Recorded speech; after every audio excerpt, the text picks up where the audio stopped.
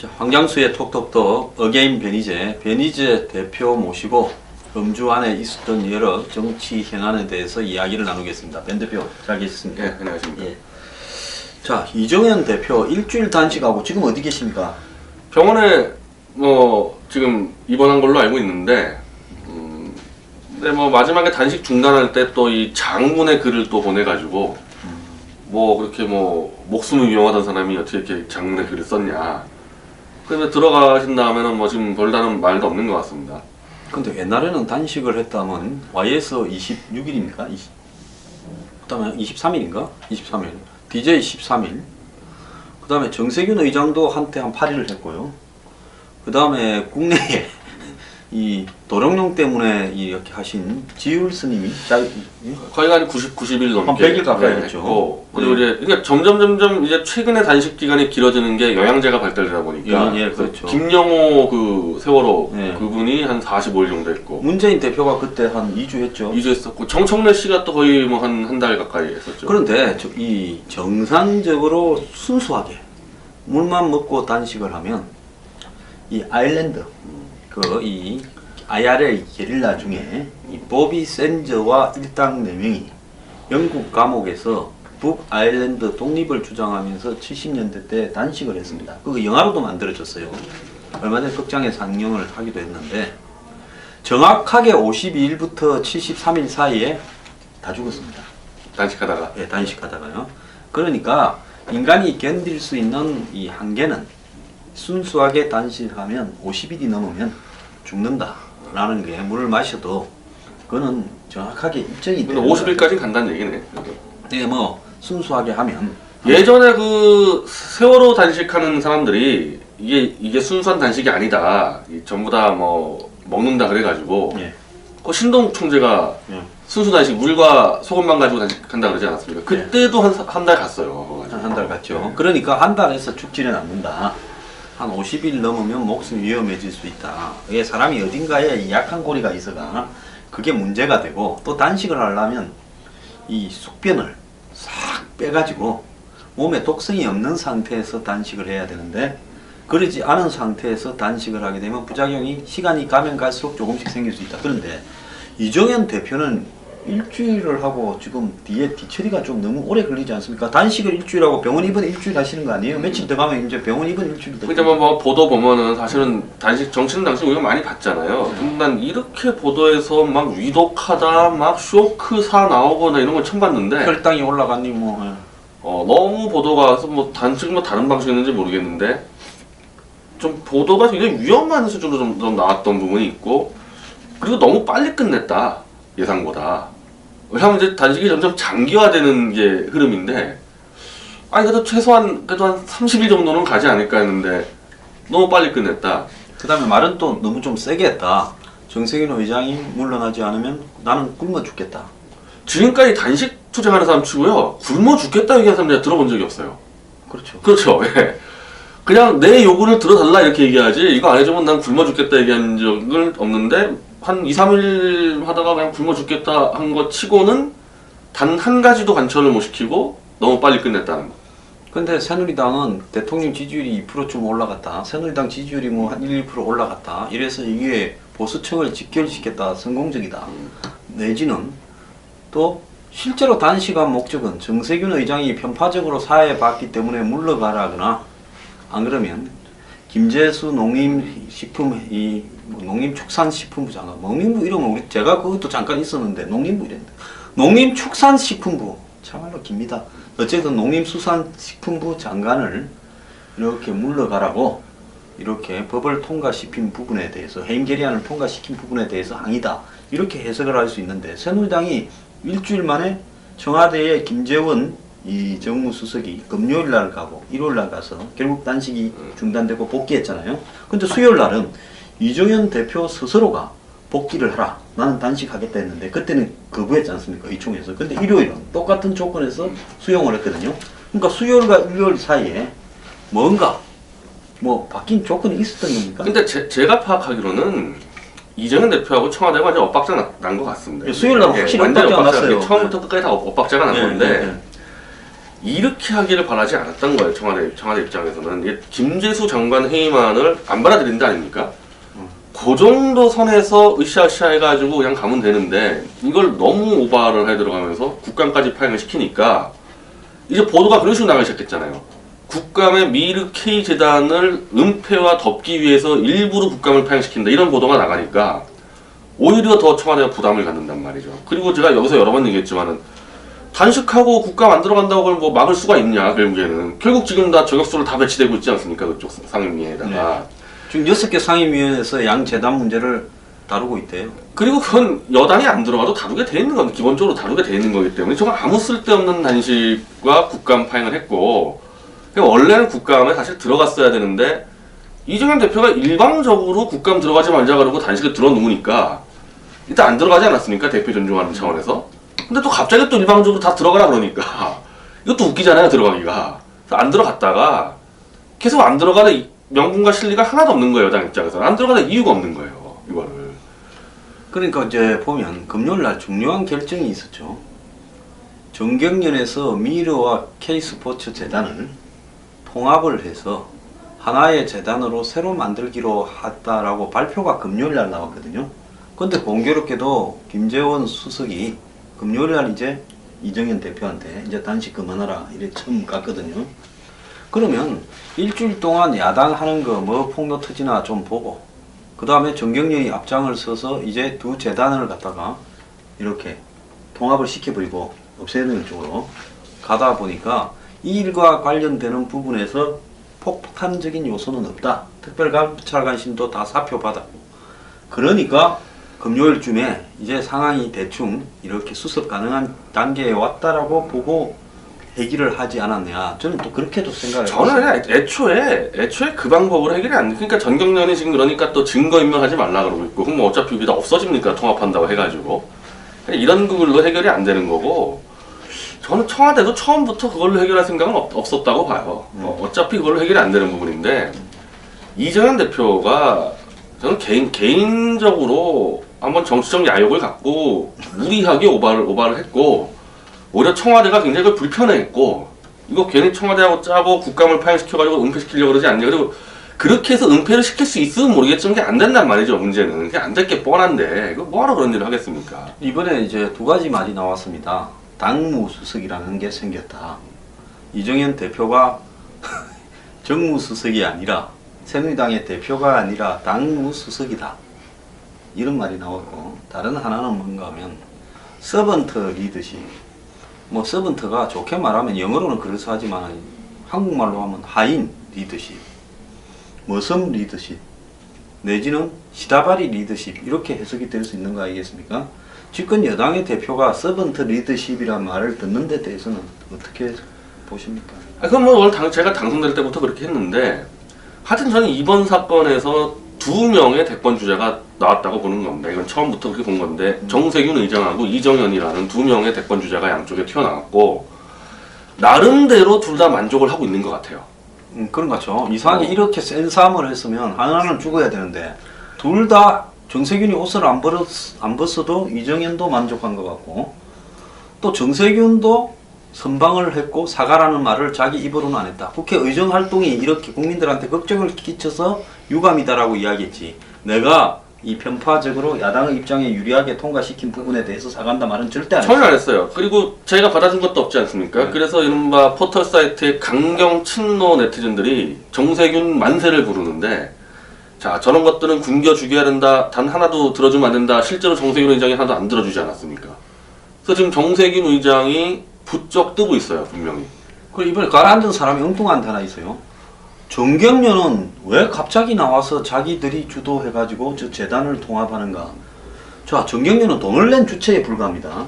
재단은 재단 이사장이 있고 재단 이사회가 있고 그 다음에 감독 감청이 있고 그러면 저걸 통합하든 말든 재단 이사회나 재단의 그 이사장이 할 문제 아닙니까? 근데 정경련이 나서서 뭐 돈을 낸 사람이긴 하지만은 저런 식으로 재단을 갖고 가버리다시피 그렇게 했잖아요.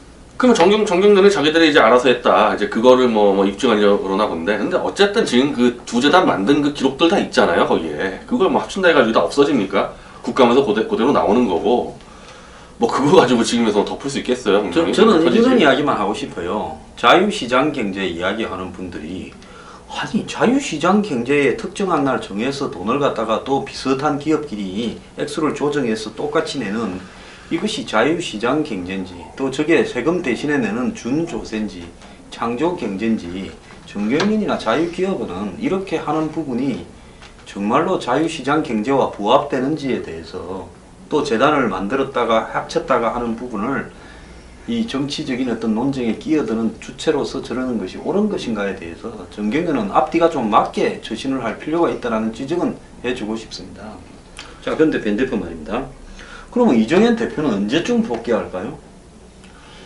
지금 근데 이 좀 복잡하게 꼬이는 게 저는 이정현 대표가 이번에 그래도 득을 좀 봤다. 물론 전체적으로 보면은 이정현이라는 사람이 얼마나 우습게 보였는지 한 내가 볼 때 국민 한 7, 80%는 우습게 볼 거예요. 뭐 저런 싱거운 사람 다 있냐. 단식 들어갈 때도 우습게 보였고 단식 끝날 때도 우습게 보였을 텐데 이 자칭 보수라는 또 있지 않습니까? 나팔수들. 네.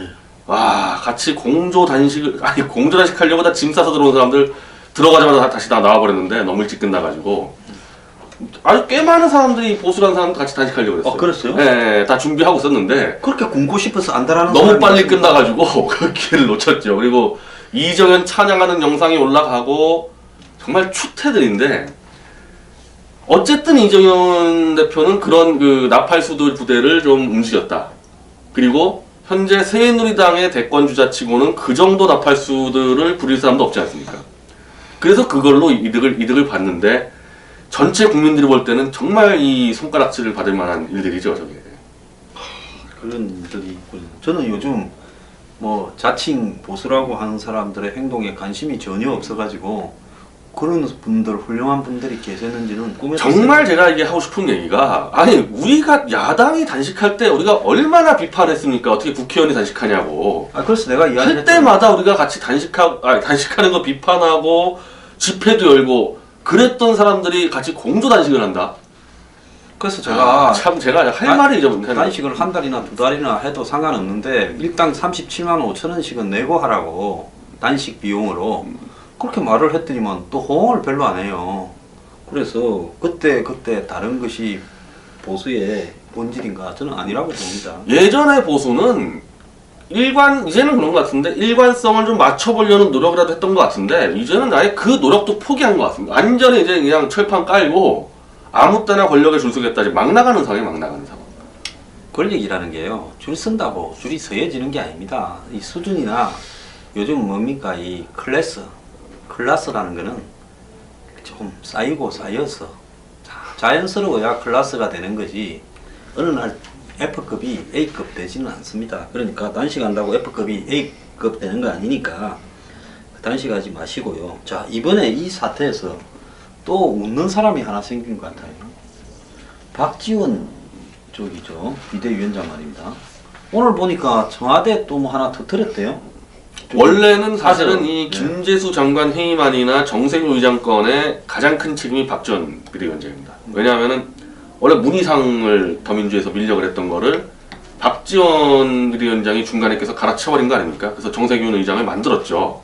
자, 그러면 이 문희상하고 박지원 사이에는 뭐 악연이 있습니까? 악연은 정세균은 약간 좀 친노에서 떨어져 있는 사람이어가지고 친노에서 조금 떨어져 있죠. 그래서 친노. 문희상을 날려버리고 정세균을 앉혀놓고 그러니까 문희상이 더 친노라 봤네. 예. 그리고 이제 김재수 장관 해임안도 원래는 국민당에서 안 하려고 했는데 그걸 박지원 씨가 갑자기 틀어가지고 밀어붙여가지고 그러니까 사실은 정세균 의장이야 어떻게 보면은 폼생폼사 아니에요. 자기 대권 좀 가보려고 했던 거지. 이 모든 음모는 다 박지원이 꾸렸는데 박지원을 공격을 해야 되는데 이정현 대표가 정세균을 겨냥하고 들어놓아버렸단 말이죠.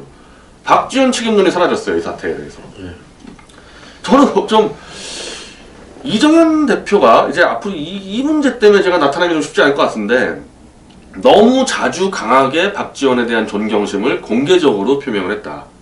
이 정도 표현이 있습니다. 이 정도 표현이. 이정현 대표는 단식하기 한 보름 전에 국회에서 DJ 정권에 대한 이 비협조를 사과한다라고 말하고 호남 차별에 대해서도 사과를 했지 않습니까?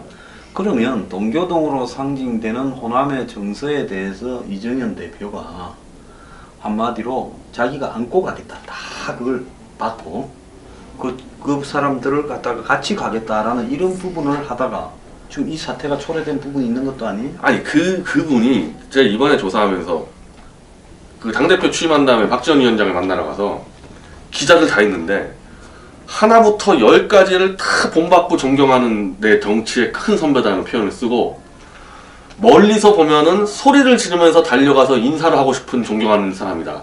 아니 아무리 정치에서의 선후배 간의 예를 지켜도 이런 정도로 존경심을 표하는 정치를 처음 봤는데 박지원에 대해서 오늘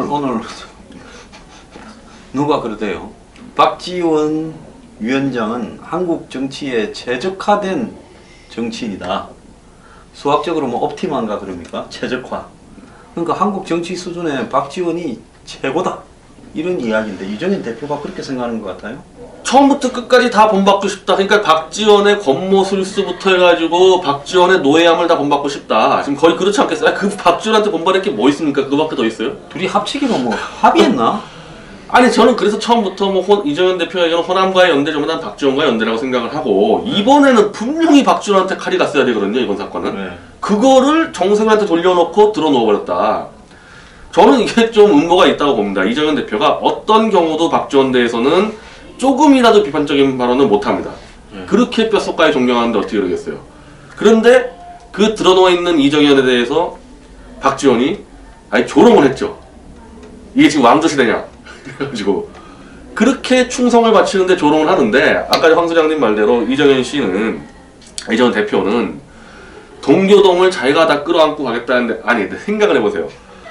동교동이 어떤 사람들인데 동교동이라 그러면은 기본적으로 DJ하고 유신 때부터 같이 박지원은 아니죠. 박지원 미국에 있었으니까 박지원을 제외한 그 동교동은 유신 때 같이 끌려가서 얻어맞고 그 동교동 아닙니까? 근데 그 이정현이라는 사람 80년대 저 민정당 들어갔던 그 사람을 5.18 동교동이 그렇게 주장하는 5.18 이후에 이 호남인으로서 민정당에 당뇨로 직접 들어간 사람 아닙니까? 아니 그러니까 동교동에서 올 때 이정현을 어떻게 보겠습니까? 그냥 군사 정권의 개 정도로 보지 않겠어요. 동교동 지금 이 뭐 박지원 얘기하는 게 아니고 권노감이니 뭐 하나감이니 그 얼마나 우습게 보겠어요 이정현을. 근데 자기가 뭘 동교동을 끌어안고 박지원 원래 전두환에 줄 선 사람입니다. 네, 전두환에 줄 섰다가 DJ가 이제 이렇게 그 이제 소개한 게 그러니까 김경재 총재가 소개해가지고 이제 넘어온 사람 아니에요? 바로 앞에 내가 들으니까 이렇게 그냥 큰절을 곧바로 해버리면서 참여합니다라고 하면서 과거에 대해서 그래가 DJ한테 점수를 땄다고 돈 갖다 주고 네. 그렇게 그건 또 플러스고 어쨌든 겉으로는 참여합니다 하면서 바닥에 그대로 엎드려 버렸다고 전설 같은 이야기를 나 그래 들었어요. 그렇다죠? 그렇죠. 그때 처음 소개한 게 김경재 총재가 소개해가지고 그거 DJ 돈 좀 갖다 주라 그래서 그런 박지원이 지금 이정현은 어떻게 아니 그렇게 자기에게 충성과 존경심을 표하는 사람이 단식을 하는데 아예 조롱을 했다며 조롱을 그거를 김진태 의원이 박지원을 들이받았습니다. 이정현 대표는 아직까지 한마디도 못하고 김진태 의원은 이 대북 송금 현대 대해서 조사해야 된다 이렇게 안 했습니까? 그러니까 박지원이 이제 이정현 단식하는 거 보고 푸하하하 이런 표현을 썼어요. 페이스북이나 트위터에다가 뭐 저도 솔직히 이정현 대표 단식한다고 해서 푸하하 저도 웃은 사람이지만 이정현 대표가 저한테 뭐 존경한다는 말 한 적이 없으니까 근데 자기를 뼛속까지 존경한다는 후배가 들어 누웠는데 푸하하하 이거 사람이 할 짓이 아니지 않습니까? 그걸 김진태 의원이 당신 그 대북 송금 청문회에 불려놔도 웃을 수 있는지 한번 보자. 이러니까 박지원 비대위원장이 다음 날에 바로 또 사과를 하더라고 이정현 대표한테. 제가 볼 때 이정현 대표 때문에 사과하는 게 아니라 김진태 의원이 하도 칼같이 공격을 하니까 이제 겁을 좀 먹은 것 같아요. 그 문제하고 보면 지난주 말고 지지난주 김재수 해임 결의안이 토요일 날 새벽에 1시쯤에 통과됐죠. 자, 목요일 날 대통령이 북한에 준 돈이 핵을 만드는데 이 전용이 됐다라는 뉘앙스로 수석 비서관에 의해서 이야기했고 갑자기 국민의당이 이 김재수 해임 결의안에 빠졌다가 돌변했죠. 자, 그러면서 통과가 됐고 그러면서 이제 박지원 비대위원장이 비웃으니까 김진태 의원이 나서서 대북 송금 특검에 대해서 이제 청문회를 하고 재수사해야 된다라는 뉘앙스로 하니까 이 부분은 사과하면서 오늘 박지원 위원장이 중대한 또 협박을 했어요. 나는 협박으로 볼기더라고. 그게 뭔가 하면 박 대통령이 퇴임 이후에 사저를 마련하기 위해서 이재만 비서관, 3인방 중에 핵심이죠. 이재만 비서관을 시켜서 국정원과 함께 사저를 알아봤다. 물론 대통령이 퇴임을 하면 이 보안이나 경호 문제가 있기 때문에 국정원이 기술적으로 협조를 할 수 있지만은 오늘 박지원의 뉘앙스에는 국정원을 시켜서 알아봤다라는 것은 집을 구하는 과정에 국정원이 마치 개입된 것처럼 그런 뉘앙스로 이야기를 했어요. 바보들 아니지 않습니까?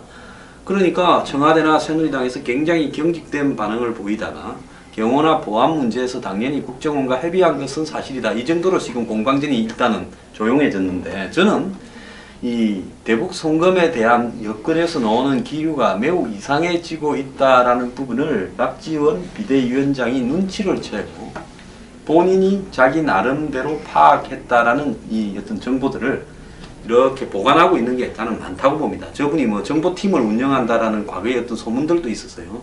그 중에 하나를 직접 던졌는데 이명박 대통령이 퇴임 때 그 이 사저 퇴임 전에 내곡동에 사저를 한다다가 시끄러워져 가지고 결국 취소하고 원래 살던 집으로 돌아갔잖아요. 그 때문에 이 특검까지 열렸죠. 그랬었던 것처럼 이 문제는 굉장히 예민해질 수 있는 문제를 정면으로 치고 나서요. 자, 앞으로 대선까지의 과정에서 박지원 비대위원장이 본인의 역할이나 생존을 위해서 여러 가지 카드를 던지고 있을 거라고 보고 있습니다. 특히 반기문 사무총장 부분에 대해서 제가 단연코 예언을 하자면 제3지대에서 반기문 안철수 결합이 되지 않는다면 박지원 비대위원장이 반기문 사무총장에 대해서 카드를 던질 거다. 저는 왜 그런가 하면 반 총장의 나와바리가 8년, 10년 동안 미국이었잖아요. 뉴욕에. 박지원 비대위원장이 어디서 장사했습니까? 뉴욕에서 했잖아요. 뭐 미국 전역에도 영향이 있지만 그렇기 때문에 굉장히 이 지금 새누리당 친박의 의도를 갖다가 무산시키는 폭로를 할 가능성이 있다. 나는 그렇게 봅니다. 지금 청와대하고 박지원 관계는요, 차기 정권 창출에 대한 플랜이 전혀 안 맞아 들어가요. 이게 완전히 부딪혀 있는데, 난 정진석 원내대표가 한 달 전에 박지원과 반기문이 이렇게 깊은 인연인 줄 몰랐다고 공개적으로 얘기한 걸 보고, 깊은 인연인지를 모르는 건 좋은데 그걸 왜 여당 원내대표가 그렇게 공개적으로 이렇게 확 찔러서, 저는 그래서 여기에 이정현 대표부터 정진석 원내대표 그리고 뒤에 김무성 등등 청와대가 생각하는 차기 정권 창출하고 전혀 안 맞아 들어가고, 오히려 그 여당의 꽤 많은 사람들이 박지원과 손을 잡고 반기문 엮어서 이원 집정제로 가겠다고 지금 가고 있는 것 같고, 청와대는 이걸 막아야 되는 입장인 것 같아요. 그래서 이거 굉장히 중요한 이야기인데요.